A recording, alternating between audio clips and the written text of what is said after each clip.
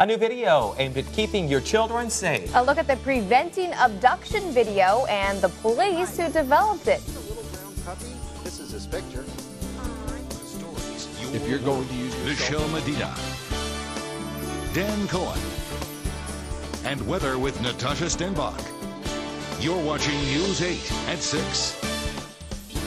Welcome back, everyone. A new tool to help parents protect their kids from predators. 3 Temecula police officers have made a video aimed at teaching children how to avoid kidnappers. Joining us this morning to talk about that video and offer some tips is Dr. Eric Fox. Eric, good morning to you. Thanks for your time today. Now, I understand this is part of a series of videos that these police officers have kind of come about, joined together, and are now putting out. Can you talk about them? Well, they're wanting to help the community protect children, and this is the first in a series in which they're talking with parents and children to use this as a catalyst to communicate in order to keep children safe as part of a series. And the next one in the series is going to talk about the more common kinds of abuse that occurs that's within the home. So it's the first along a line of videos that's coming out. Of many important topics, too. Now, this morning you offer up about 12 tips to help families and help keep families safe. The first one is know your neighbors, know where your children are, establish boundaries, check on your children at night. Securing your home topic, that's also important. You should secure your home before you go to bed. Install a security system, conduct family reviews of security procedures, and organize a neighborhood watch. Now, these seem like very basic, simple things. But is it not happening a lot? Do people just kind of still have that mentality, it can't happen to me?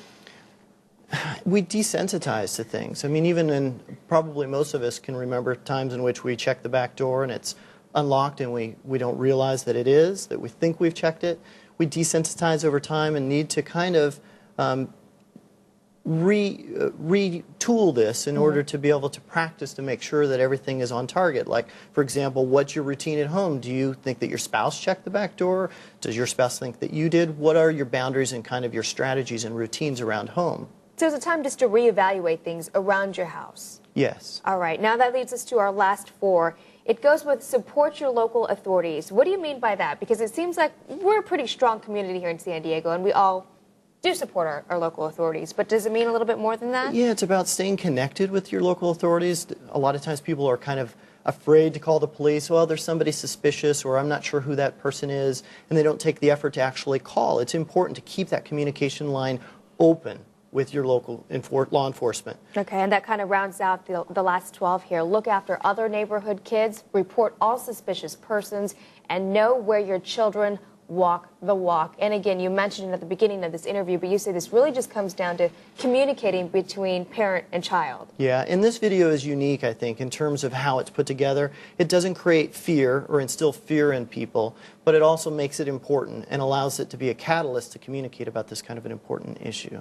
All right, perfect. Thanks so much for coming in today and sharing those tips with us. You're Very welcome. important topic. And you can find the Prevent Child Abduction video online. Just log on to our website, news8online.com, for a link.